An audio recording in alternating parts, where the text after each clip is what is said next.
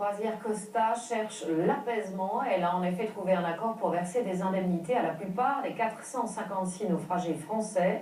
Seule une cinquantaine de dossiers ne sont toujours pas réglés et une quinzaine de passagers menacent même de poursuivre la compagnie en justice. Explication Nicolas Bertrand, Marie Forestier, Mathias Parois.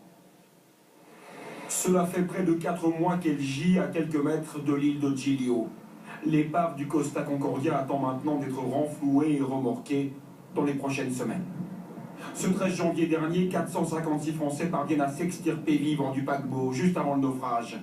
Les premiers euros d'indemnité viennent tout juste être versés à certains d'entre eux. 235 personnes d'un collectif de passagers ont reçu 8 000 euros. Un montant provisionnel, chaque dossier devra maintenant être évalué au cas par cas.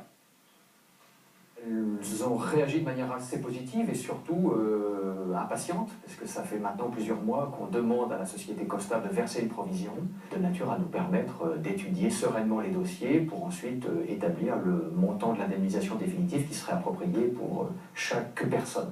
180 autres passagers ont accepté 11 000 euros en échange de l'abandon de toute poursuite et pour solde de tout compte. Reste une quarantaine de personnes qui ont saisi la justice, certaines de manière individuelle, d'autres de manière collective. Cette avocate défend 14 naufragés qui demandent une provision de 50 000 euros. Ce sont des personnes qui ont aujourd'hui un stress post-traumatique qui est très important, que c'est des personnes qui n'ont pas tous repris le travail aujourd'hui, donc un préjudice économique important. 6 Français avaient trouvé la mort lors du naufrage, leur dossier est traité indépendamment.